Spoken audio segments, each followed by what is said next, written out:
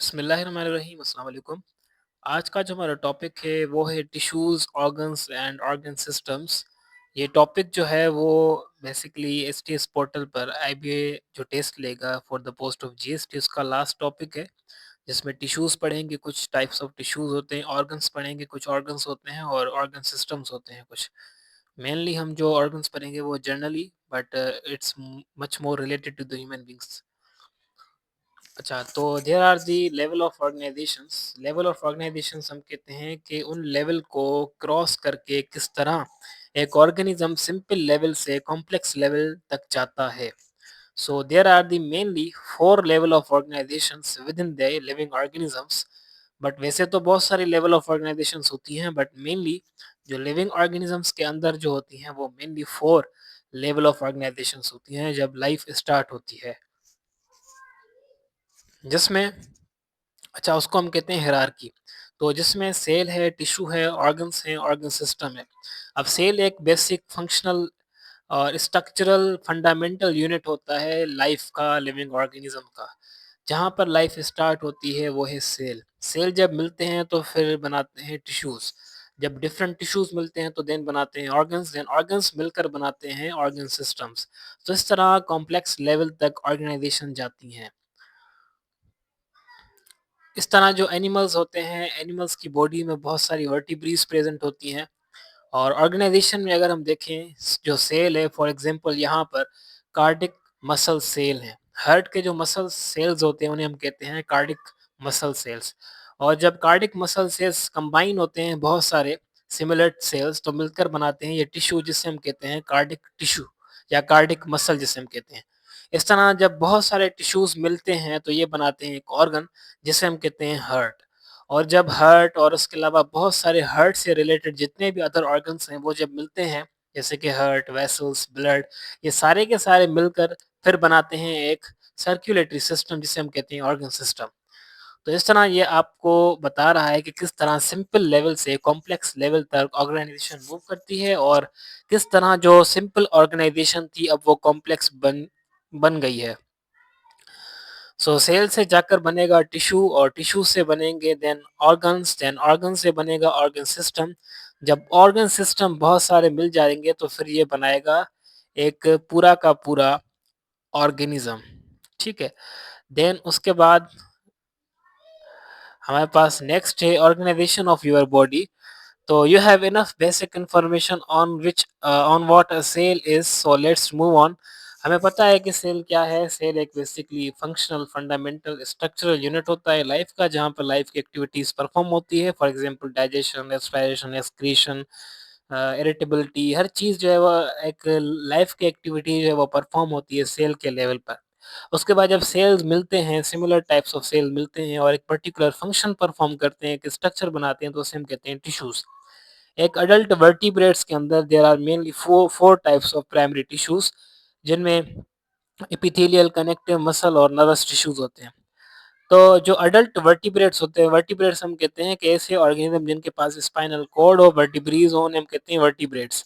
तो वर्टिब्रेट्स के पास mainly four जो है वो टिश्यूज होते हैं, जिनमें पहला है एपिथेलियल टिश्यू, दूसरा है कनेक्टिव टिश्यू और तीसरा है मस्कुलर टिश्यू और चौथा है then we have the nervous tissue, जिसे हम नर्व टिश्यू कहते हैं।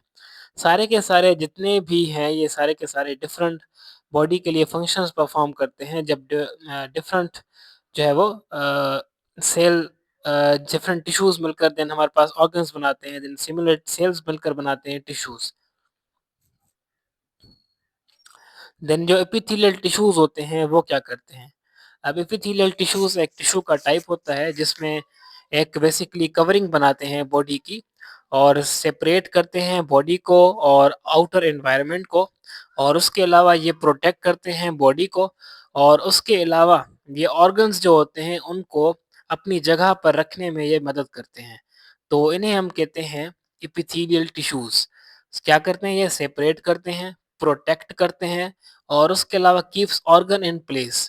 कि जैसे कि हमारे पास हार्ट है, हार्ट के अराउंड भी एक मेम्ब्रेन होती है, एपिथेलियल मेम्ब्रेन होती है, और वो क्या करती है, वो उसे उस प्लेस में रखने में मदद करती है। और उसके अलावा ये सेपरेट करती है एक एनवायरनमेंट से, बॉडी को एक एनवायरनमेंट से दूसरे एनवायरनमेंट तक।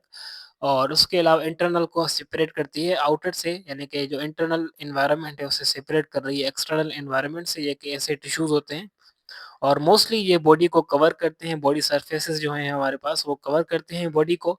तो आप कह सकते हैं कि ये जो स्किन है वो एपिथेलियल टिश्यूज़ हैं, जो कि बने हुए हैं एपिथेलियल सेल से। और उसके अलावा ये लाइनिंग बनाते हैं, जितने भी ऑर्गन्स हैं आपके, हार्ट हो गया और उसके अलावा स्टमक हो गया, इनकी जो लाइनिंग्स हैं वो भी एपिथेलियल सेल्स ही बनाते हैं। तो इसलिए ऑर्गन्स को वो जगह पर रखते हैं। ठीक है? उसके बाद जो स्किन होती है वो एपिडर्मिस की बनी होती है। उसके बाद 3 लेयर मिलकर बनाती है एपिडर्मिस को। एपिडर्मिस, डर्मिस, हाइपोडर्मिस, ये तीनों लेयर मिलकर बनाती हैं स्किन को। और उसके अलावा जो इनर ऑफ द माउथ होता है पार्ट, वो भी एपिथेलियल का बना होता है। ये सारी की सारी लेयर्स हैं स्किन की, जो कि आपको बताई गई हैं। एक है इसमें से एपिडर्मिस, दूसरा डर्मिस बीच वाली लेयर, और जो बिल्कुल नीचे वाली लेयर होती है उसे हम कहते हैं हाइपोडर्मिस। तो कहने का मकसद यहाँ पर ये है कि ये जो एपिथेलियल टिश्यूज़ होते हैं वो बॉडी की कवरिंग्स बनाते हैं और उसके अलावा प्रोटेक्ट भी करते हैं, सेपरेट भी करते हैं और ऑर्गन्स को अपनी जगह पर रखने में मदद भी करते हैं। और बॉडी की कवरिंग जितनी भी है वो एपिथेलियल सेल्स करते हैं, जैसे कि स्किन इसमें एग्जांपल है बेस्ट।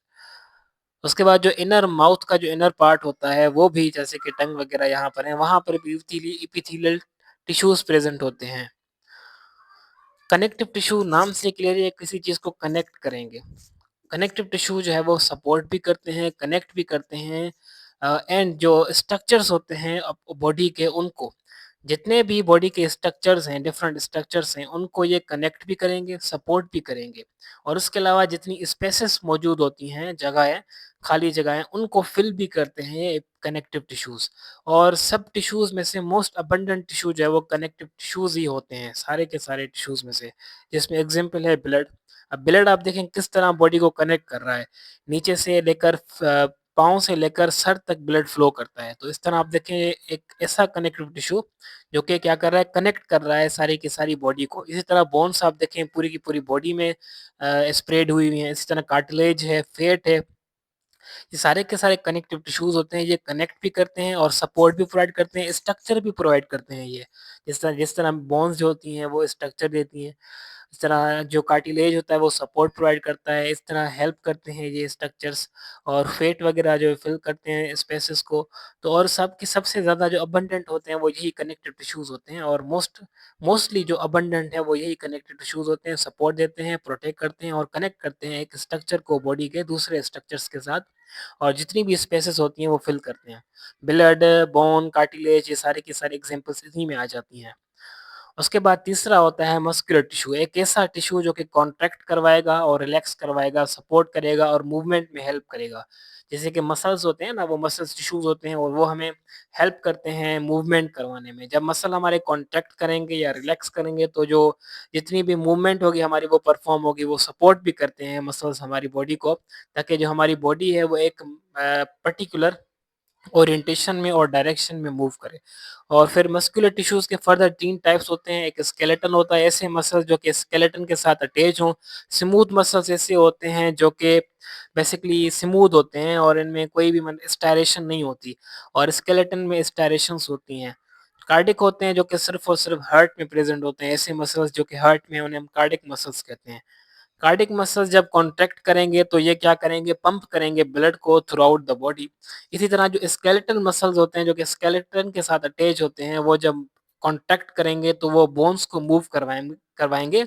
और ये डायरेक्शन जो है वो ये जो मूवमेंट जो है वो किस डायरेक्शन मूव करनी है, कहाँ जाना है, तो वो हमें ब्रेन बताता है। ब्रेन की मूवमेंट जो है वो ब्रेन बताता है हमें, किस तरह आपको जो फंक्शंस हैं वो परफ़ॉर्म करने हैं।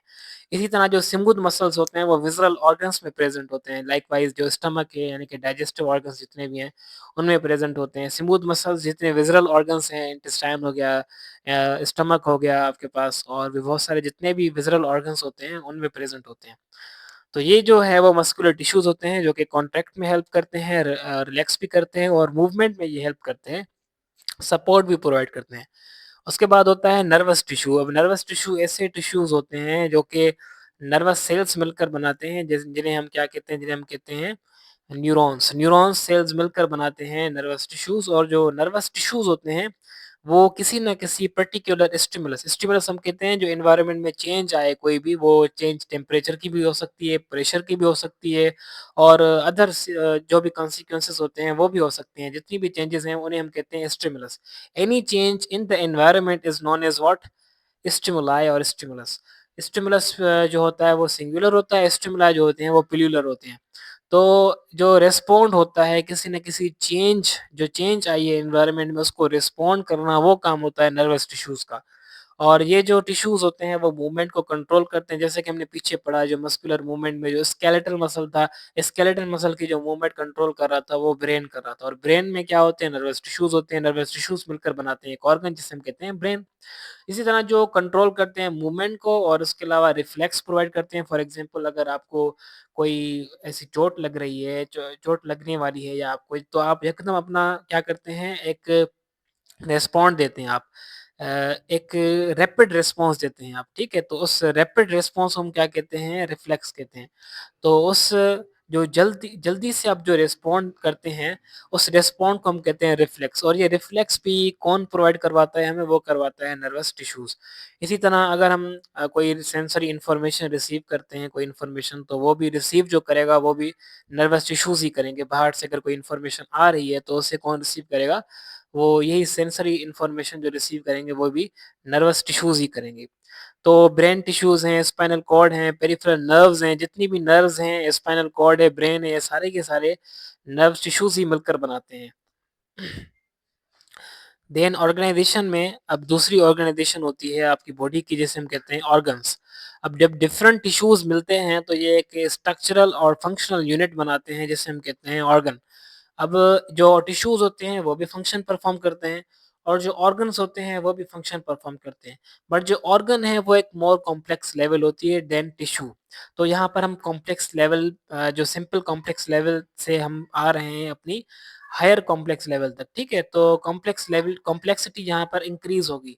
जब कॉम्बिनेशन होती है डिफरेंट टिश्यूज़ की तो उसमें एक स्ट्रक्चरल और फंक्शनल यूनिट बनता है जिसे हम कहते हैं ऑर्गन। जो ऑर्गन होता है वो एसेंशियल होता है लाइफ के लिए और जिसे हम कहते हैं वाइटल ऑर्गन्स। यानी कि ऐसे ऑर्गन्स जो कि ज़िंदगी को कंटिन्यू करने के लिए, लाइफ को कंटिन्यू करने के लिए इम्पोर्टेंट हैं। अगर वो ना हो तो लाइफ नहीं पॉसिबल। तो उन ऑर्गन्स को हम कहते हैं vital organs. So the vital organs are that organs which are essential to continue the life. Without these organs life is not possible. So उन organs को हम कहते हैं vital organs, जिसमें हार्ट आ जाता है। हार्ट क्या करता है? ब्लड को पंप करता है थ्रू आउट द बॉडी। इसी तरह लिवर आता है। लिवर जो है वो डिटॉक्सिफिकेशन करता है, इट मीन्स कि वो रिमूव करता है toxic substances from the blood. और उसके अलावा ये लिवर जो होता है वो एक ऐसे केमिकल्स प्रोड्यूस करता है और मेटाबॉलिज्म करवाता है, रिएक्शंस करवाता है बॉडी के अंदर, जो कि बॉड लाइफ को कंटिन्यू करने के लिए ज़रूरी होते हैं और डाइजेशन वगैरह करने के लिए ज़रूरी होते हैं। इसी तरह जो लंग्स होते हैं, लंग्स जो होते हैं वो ऑक्सीजन को सप्लाई करते हैं ब्लड में और रिमूव करवाते हैं कार्बन डाइऑक्साइड को और ऑक्सीजन को सप्लाई करते हैं ब्लड में। तो उसके बाद जो ब्रेन होता है वो कंट्रोल सेंटर होता है। हर बॉडी का पार्ट जो है वो under the control of brain होता है। तो इसलिए these are the vital organs जिसमें brain, lungs, liver and heart आ जाते हैं। देन उसके बाद नेक्स्ट ऑर्गेनाइजेशन होती है जिसे हम कहते हैं organ system level of organisation. जब ग्रुप ऑफ ऑर्गन्स मिलते हैं, जब डिफरेंट ऑर्गन्स मिलते हैं तो वो क्या बनाते हैं? ऑर्गन सिस्टम बनाते हैं। वो कोऑपरेट होकर, जब ग्रुप ऑफ ऑर्गन मिल गए तो वो कोऑपरेट होकर परफॉर्म करेंगे major activities of the body. एक एक पूरा का पूरा बड़ा जो एक्टिविटी होता है लिविंग ऑर्गेनिजम्स की बॉडी के अंदर, तो जब मेजर ऑर्गन्स मिलते हैं, बहुत सारे ऑर्गन्स मिलते हैं तो वो एक बड़ी एक्टिविटी परफॉर्म करते हैं, तो उसको हम कहते हैं ऑर्गन सिस्टम। यानी कि organ system is the combination of different organs combines और cooperate to form the major activity centre which is known as what? Organ system. तो ऑर्गन सिस्टम हमारे पास बहुत सारे होते हैं। वर्टिब्रेट्स के अंदर अप्रोक्सीमेटली 11 प्रिंसिपल ऑर्गन सिस्टम्स होते हैं जो कि हमारे पास क्या करते हैं? डिफरेंट एक्टिविटीज परफॉर्म करते हैं। फॉर एग्जांपल यहाँ पर जो 11 ह्यूमन बॉडी सिस्टम होते हैं, उनमें नर्वस सिस्टम है, रेस्पिरेटरी सिस्टम है, एक्सक्रीटरी सिस्टम है, मस्कुलर सिस्टम है, एंडोक्राइन सिस्टम है, लिम्फेटिक सिस्टम है, डाइजेस्टिव सिस्टम है, इंटेग्यूमेटरी सिस्टम है, स्केलेटल सिस्टम है, सर्कुलेटरी सिस्टम है, then we have the reproductive system as well. तो आप देखें यहाँ पर 1 2 3 4 5 6 7 8 9 10 11। तो यहाँ पर ये 11 मेजर ऑर्गन सिस्टम्स होते हैं ह्यूमन बॉडीज के अंदर। तो ये क्या करते हैं, जैसे कि यहाँ पर जो नर्वस सिस्टम होता है वो सारी की सारी बॉडी की एक्टिविटीज परफॉर्म करवाता है। रेस्पिरेटरी सिस्टम गैसेस एक्सचेंज करवाता है। Excretory system waste material release करवाता है। मस्कुलर सिस्टम मूवमेंट देता है। एंडोक्राइन सिस्टम हार्मोन्स रिलीज करवाता है। लिम्फेटिक सिस्टम और इम्यून सिस्टम जो है वो बॉडी को डिफेंस प्रोवाइड करते हैं। इंटेग्यूमेंट्री सिस्टम बॉडी को स्किन देते हैं और बॉडी को प्रोटेक्ट करते हैं और सेपरेट करते हैं इंटरनल जो बॉडी है उसको आउटर एनवायरनमेंट से। इसी तरह डाइजेस्टिव सिस्टम डाइजेस्ट करवाते हैं फूड को। स्केलेटल सिस्टम सपोर्ट करते हैं, फ्रेम देते हैं, बॉडी को शेप देते हैं। सर्कुलेटरी सिस्टम फ्लो करवाते हैं ब्लड को। इसी तरह जो रिप्रोडक्टिव सिस्टम होता है वो प्रोजेनी और जो जनरेशन होती है वो उनको इंक्रीज करवाते हैं। उसके बाद यहाँ पर अगर आप देखें, जो अंडरलाइन है ना वो मोस्ट इम्पोर्टेंट है, जैसे कि सर्कुलेटरी है, डाइजेस्टिव है, नर्वस है, रेस्पिरेटरी है, ये बहुत इम्पोर्टेंट होते हैं ये वाले।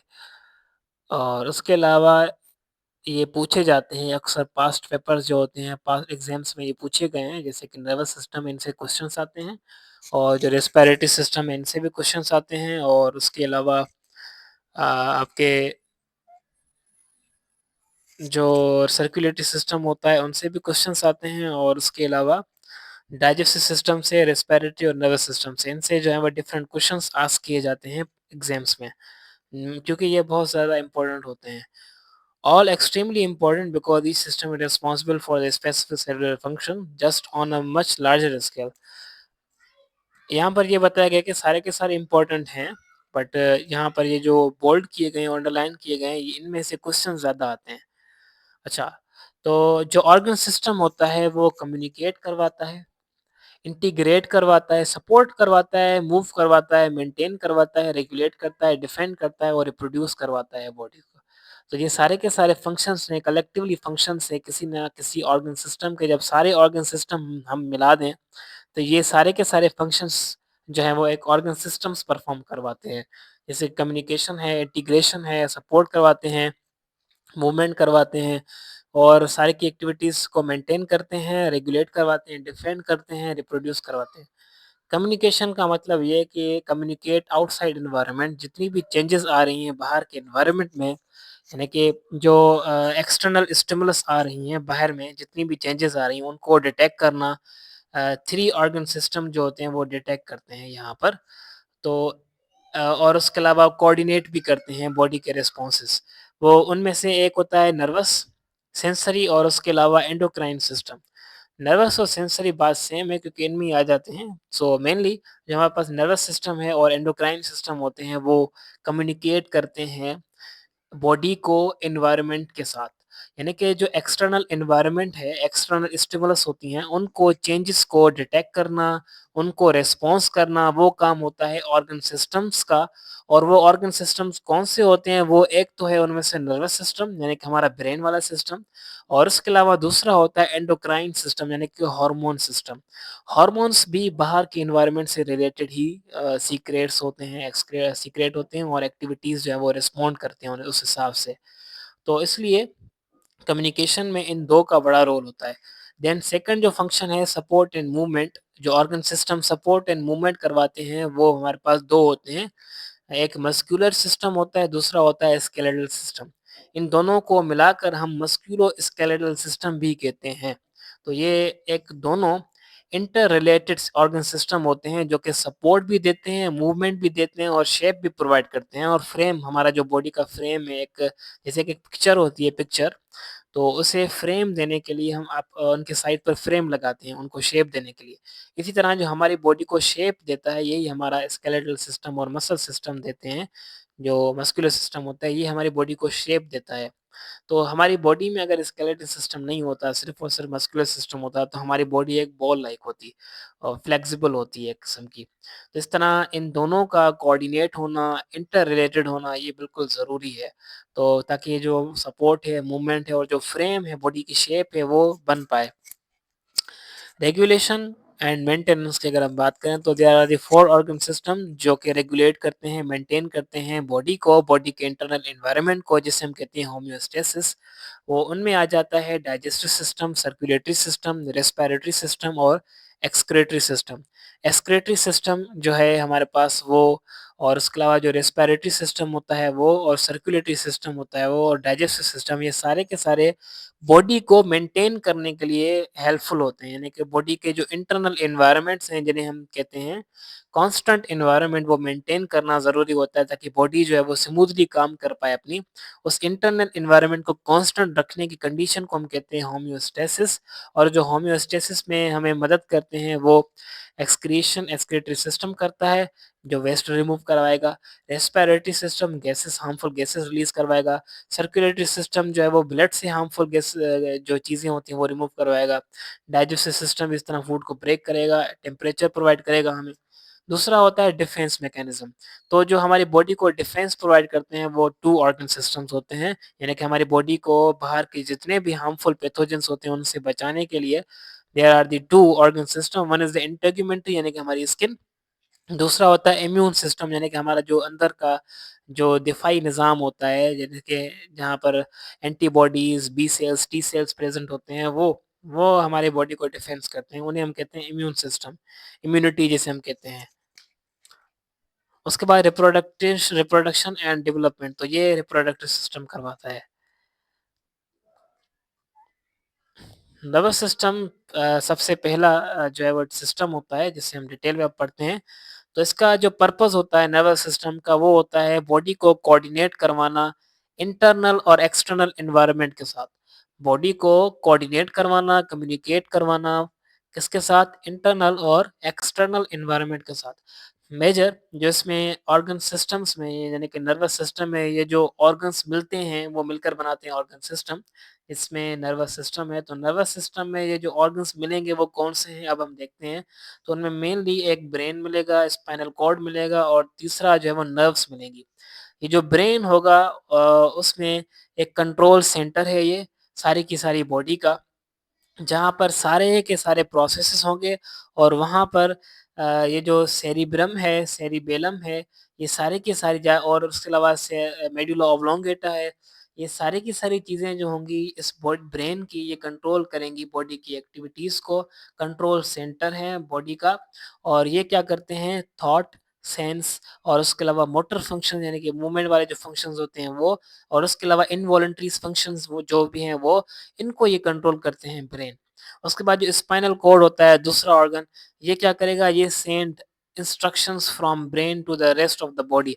अब ब्रेन से जितने भी इंस्ट्रक्शंस आएँगे वो पहले आएँगे स्पाइनल कॉर्ड में और स्पाइनल कॉर्ड क्या करेगा बस करेगा सारी की सारी बॉडी में वो इंस्ट्रक्शंस जो कि ब्रेन से आ रही हैं वो भेज देगा और उसके अलावा बॉडी से जितनी भी इंस्ट्रक्शंस आएँगी वो ब्रेन को भी देगा। इसे हम कहते हैं वाइस वर्सा। ठीक है। उसके बाद है any organism with a major nerve cord is classified as a chordate. अब इनके बेस पर हम ऑर्गेनिज्म को क्लासिफाई भी करते हैं। एक होते हैं कॉर्डेट्स, दूसरे होते हैं नॉन कॉर्डेट्स। कॉर्डेट्स ऐसे होते हैं जिनके पास नोटोकॉर्ड प्रेज़ेंट होती है और नॉन कॉर्ड्स ऐसे होते हैं जिनके पास नोटोकॉर्ड प्रेज़ेंट नहीं होती है, नर्व कॉर्ड, नोटोकॉर्ड। उसके बाद तीसरा ऑर्गन जो मिलता है यहाँ पर वो होते हैं नर्व्स बेसिकली। जो नर्व्स होती हैं एक ऐसी जो कि एक ऐसी स्ट्रक्चर्स, एक ऐसी वेन्स लाइक होती हैं ये, पूरी की पूरी बॉडी में एक नेटवर्क होता है इनका।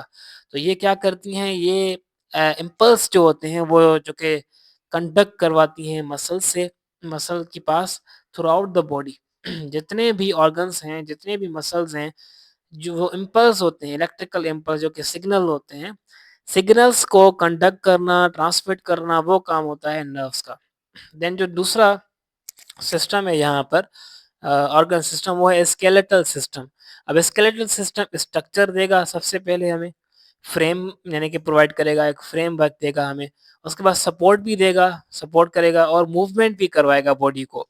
इसमें बोन्स जो होती हैं where the new blood cells are generated in the bone marrow and require the mineral calcium for the strength. अब ये आपको बताया गया है कि बोन कहाँ पर बनती है, तो बोन्स जो होती हैं आपको बताया गया है कि बोन्स के अंदर होता है बोन मेरो, और बोन मेरो जो होता है वहां पर बनते हैं ब्लड सेल्स, जिस प्रोसेस को हम कहते हैं हेमाटोपोइसिस। हेमाटोपोइसिस एक ऐसा प्रोसेस होता है जो कि होता है बोन मेरो में, और बोन मेरो भी इटसेल्फ जो बोन मेरो है वो भी बोन्स के अंदर प्रेजेंट होती है, यानी कि यहाँ पर आपको बताया गया है कि किस तरह स्केलेटल सिस्टम की इंपॉर्टेंस है कि वो ब्लड बनवाने में भी हमें मदद करता है स्केलेटल सिस्टम। तो जो बोन्स होती हैं इनमें मेनली जो लॉन्ग बोन्स होती हैं उनमें ये प्रेजेंट होता है अपना बोन मेरो, जो कि क्या करवाता है हेमेटोपोइसिस यानी कि production of the blood cells करवाते हैं। उसके बाद जो मेजर बोन्स होती हैं हमारे पास बॉडी में, इसमें फीमर है जिसे हम थाई बोन भी कहते हैं।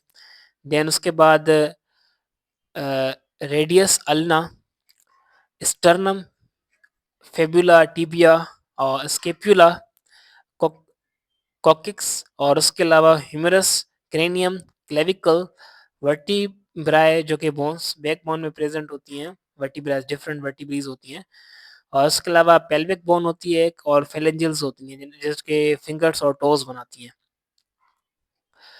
टेल बोन जो होती है उसे हम कहते हैं कॉक्सिक, और उसके अलावा ये जो शोल्डर वाली बोन्स होती हैं उन्हें हम कहते हैं स्केपुला, और फेबुला और जो टिबिया होती हैं वो नीचे वाली जो लेग होती हैं उनके ये दो वो बनाती हैं। उसके बाद जो स्टर्नम होता है उसे हम कहते हैं ब्रेस्ट बोन, और जो रेडियस हो और अल्ना होती है वो लोअर आर्म, यानी कि जो ऊपर वाली आर्म होती है उसे हम ह्यूमरस कहते हैं, और ह्यूमरस के नीचे जो दो रेडियस और अल्ना वाली बोन होती है वो लोअर आर्म बनाती हैं। उसके बाद लोअर आर्म के बाद दूसरी भी बोन्स होती हैं बहुत सारी, मेटाकार्पल्स, कार्पल्स, टार्सल्स, मेटाटार्सल्स, और उसके बाद जो फिंगर्स और टोज बनाती हैं उन्हें हम कहते हैं फेलेंजल्स। तो यहाँ भाई डिफरेंट बोन्स मिलकर एक पूरा का पूरा स्केलेटल सिस्टम बनाती हैं।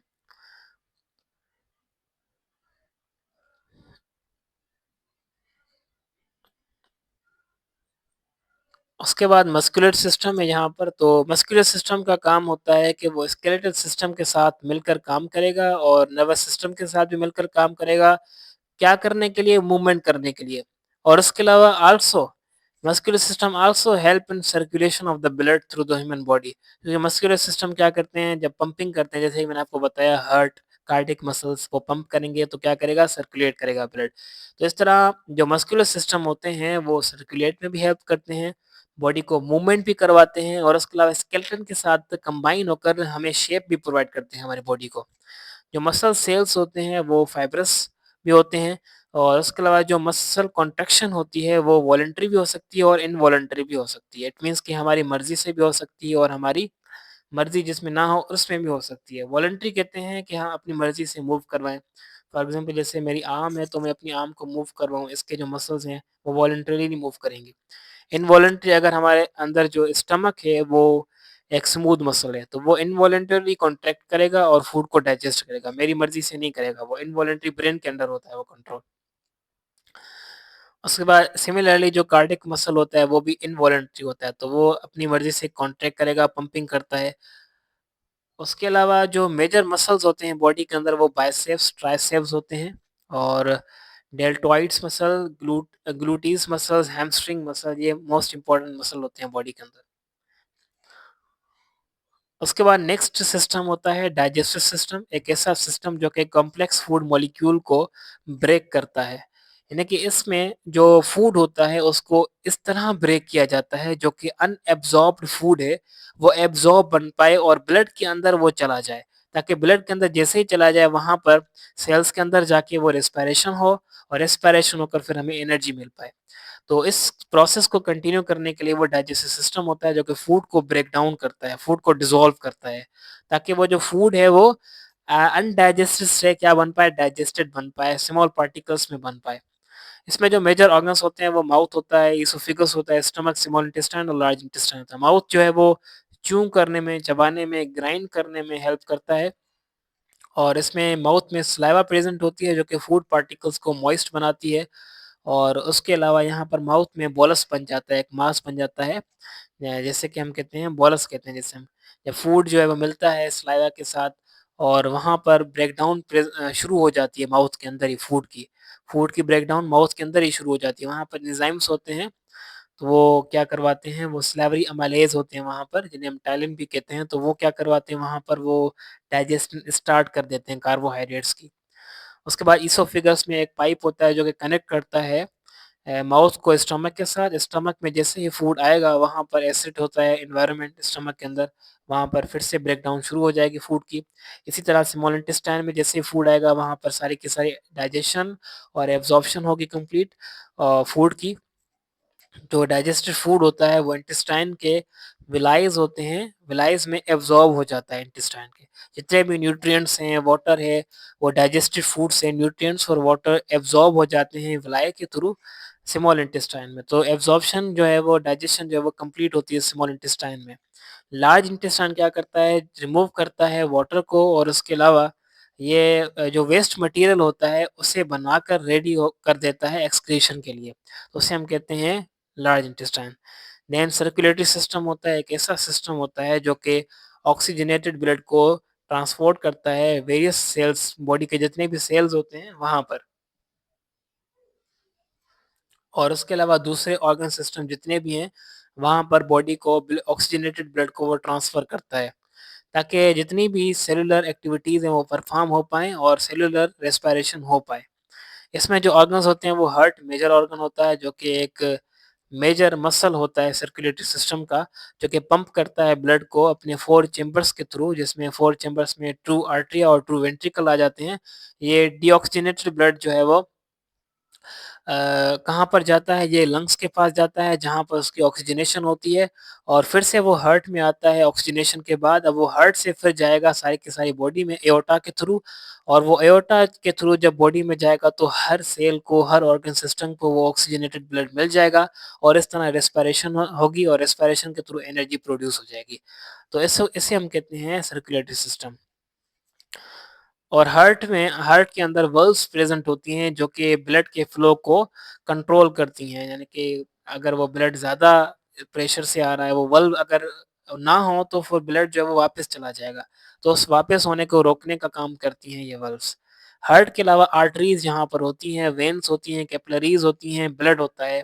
जो आर्टरीज होती हैं वो क्या करती हैं, carry the blood away from the heart. ये कैसी स्ट्रक्चर्स होते हैं जो कि क्या करती हैं, ब्लड को away from the heart, heart से बाहर लेके जाना, ये काम होता है आर्टरीज का। और उसके अलावा बाहर लेके कहाँ जाएंगे, ये जितने भी मेजर ऑर्गन्स हैं वहां पर लेके जाएंगे। और जो वेन्स होती हैं, वेन्स क्या करती हैं, ये ब्लड को लेके आती हैं हार्ट के पास। कहाँ से लेके आती हैं, जितने भी ऑर्गन्स होते हैं बॉडी के वहां से लेके आती हैं। और जो कैपिलरीज होती हैं ये स्मॉल ब्लड वेसल्स होती है जहाँ पर गैसेस एक्सचेंज होती है, यानी कि कार्बन डाइऑक्साइड और ऑक्सीजन की एक्सचेंज होती है एनवायरनमेंट बाहर के साथ, जितने भी सेल्स होते हैं उनके साथ। ब्लड एक कनेक्टिव टिश्यू होता है जो कि सर्कुलेटरी सिस्टम में फ्लो करता है। रेड ब्लड सेल्स जो होती हैं उनके पास होता है हीमोग्लोबिन, आयरन रिच होता है जो कि कैरी करता है ऑक्सीजन को, ऑक्सीजन अपने पास बिठाता है, और ऑक्सीजन जो है बिठाकर वो ट्रांसफर करता है ऑक्सीजन को। ब्लड ब्लड के अंदर जो हीमोग्लोबिन होता है उसके अंदर आयरन होता है, आयरन रिच प्रोटीन्स होती हैं हीमोग्लोबिन जिन्हें हम कहते हैं। तो वहां पर आके जो है वो ऑक्सीजन आके अटैच्ड होती हैं। एक हीमोग्लोबिन तकरीबन 4 ऑक्सीजन कंटेन कर सकता है। उसके अलावा व्हाइट ब्लड सेल्स होते हैं इनके अंदर, ब्लड के अंदर। ब्लड के अब 3 कंपोनेंट हैं, red blood cell, white blood cell और प्लेटलेट्स। रेड ब्लड सेल क्या करेंगे, ये ऑक्सीजन को कैरी करवाएंगे, और उसके अलावा हीमोग्लोबिन होता है इनके पास। व्हाइट ब्लड सेल दूसरे ऐसे होते हैं जो कि इम्यूनिटी यानी कि इम्यून सिस्टम प्रोवाइड करेंगे, डिफेंस देंगे हमें। प्लेटलेट्स ऐसे होते हैं जो कि ब्लड की क्लॉटिंग को कंट्रोल करते हैं, ये भी ब्लड के कंपोनेंट है। सो ब्लड के कितने कंपोनेंट, ये 3 हो गए ब्लड के कंपोनेंट। और उसके बाद स्प्लीन होता है, स्प्लीन क्या करता है, ये फिल्टर आउट करता है toxins in the blood. Blood के अंदर जितने भी टॉक्सिन्स प्रेजेंट होते हैं ना उनको फिल्टर आउट करना, वो काम होता है स्प्लीन का। और जितने भी डेड आरबीसीज हो जाते हैं 120 डेज के बाद, तो वो स्प्लीन में आके ही स्टोर होते हैं, इसलिए हम इसको स्प्लीन को ग्रेव यार्ड ऑफ आरबीसी भी कहते हैं। उसके बाद जो है वो रेस्पिरेटरी सिस्टम होता है। रेस्पिरेटरी सिस्टम ऑक्सीजन और कार्बन डाइऑक्साइड का एक्सचेंज होता है। बॉडी के पास ऑक्सीजन देना और कार्बन डाइऑक्साइड को रिमूव करवाना, this is known as the respiratory system. और इसे हम ब्रीथिंग सिस्टम भी कहते हैं, ब्रीथिंग भी कहते हैं इन्हें हम। और इसे हम एक्सटर्नल रेस्पिरेशन भी कहते हैं। इसमें जो मेजर ऑर्गन्स हैं वो नोज है, माउथ है, फेरिंग्स हैं, लैरिंग्स हैं, ट्रेकिया एंड द लंग्स। जो नोज है और माउथ है ये इंटरनल एंट्री होती है, और उसके अलावा एग्जिट पॉइंट होती है एयर की। एयर यहाँ से अंदर आएगी भी जिससे हम कहेंगे इंस्पायरेशन, और एयर यहाँ से बाहर भी जाएगी जिससे हम कहेंगे एक्सपायरेशन। ठीक है, इनहेलेशन एंड एक्सहेलेशन, जिन्हें हम कहेंगे इनहेलेशन यानी कि entry of the air, and exhalation यानी कि it means the exit of the air. उसके बाद जो फेरिंग्स होता है जिसे हम हलक कहते हैं, तो वे फेरिंग्स जो होता है वो एक पैसेज होता है, एक कॉमन पॉइंट होता है जहाँ पर फूड भी आ सकता है और एयर भी आती है, दोनों आते हैं यहाँ पर। और उसके अलावा at back of the throat, यहाँ पर एयर भी और फूड भी आता है। बट यहाँ पर एक रीज़न ये होता है कि दोनों साथ में नहीं जाते। जब एयर जा रही होती है तो एक स्ट्रक्चर होता है ग्लॉटिस और एपिग्लॉटिस का, तो वो बंद हो जाता है ताकि जो फूड है वो एयर पाइपलाइन में ना जा पाए। तो इसलिए यहाँ पर ग्लॉटिस और उसके ऊपर एपिग्लॉटिस एक ढक्कन होता है जो कि क्लोज कर देता है इसोफिगस को और ओपनिंग्स को जहाँ पर फूड जाती हैं। तो इस तरह जो ओपनिंग्स होती हैं वो क्लोज हो जाती हैं, और फूड जो है वो क्या ना हो पाए, कहाँ नहीं जा पाए, वो स्ट्रेकिया में ना जा पाए। तो यह क्या करती हैं, एपिग्लॉटिस और ग्लॉटिस क्या करते हैं, तो इसको कंट्रोल करते हैं, इसकी opening and closing of the trachea. और फिर इसोफिगस में क्या हो पाए ताकि फूड पार्टिकल इसोफिगस में इजीली जा पाए। तो जब फूड हम खाते हैं तो ये जो एपिग्लॉटिस होते हैं, ग्लॉटिस के ऊपर ये ढक्कन होते हैं, ये क्लोज कर देते हैं ट्रेकिया को। तो उस ट्रेकिया में जैसे कि फूड ना जा पाए, क्योंकि यहाँ पर फेरिंग्स होता है, फेरिंग्स एक कॉमन पॉइंट होता है जहाँ पर फूड भी और एयर भी आ सकती हैं, दोनों के लिए ये कॉमन पैसेज होता है फेरिंग्स। तो फेरिंग्स के बाद आगे ट्रेकिया भी है हमारे पास और इसोफिगस भी है। तो ट्रेकिया के ऊपर एक स्ट्रक्चर होता है जिसमें ग्लॉटिस होता है, ग्लॉटिस के ऊपर होता है एपिग्लॉटिस। एपिग्लॉटिस क्लोज कर देता है इस ट्रेकिया को, और फूड जैसे ही हम खाते हैं तो वो ग्लॉटिस क्लोज कर देता है उस ट्रेकिया को, और फूड जो है वो इसोफिगस में एंटर कर देता है, और ट्रेकिया में वो नहीं जा पाता इस तरह। अगर हम खाते वक्त बोलेंगे और दूसरी एक्टिविटीज करेंगे तो फिर इस तरह समटाइम्स क्या होता है, खाना चला जाता है ट्रेकिया के अंदर, फिर रिफ्लेक्स प्रोड्यूस होता है, खांसी होती है।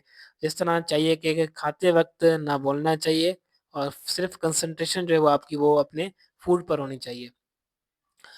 और उसके अलावा लैरिंक्स दूसरा वॉइस बॉक्स होता है ये, जिसमें एयर जो होती है वो पास होती है over your vocal cords. And उसके अलावा यहाँ पर लैरिंक्स जो होता है वो वॉइस बॉक्स होता है, यहाँ पर वोकल कॉर्ड्स प्रेजेंट होते हैं। वोकल कॉर्ड्स जब वाइब्रेट करते हैं तो वो हमें आवाज़, एक हमारी जो साउंड है वो प्रोड्यूस होती है और इससे हम बोल पाते हैं। सो जो वॉइस बॉक्स होता है वो होता है लैरिंक्स, ये आपने क्वेश्चन याद रखना है। और जो कॉमन पॉइंट होता है फूड के लिए और एयर के लिए वो होता है फेरिंग्स।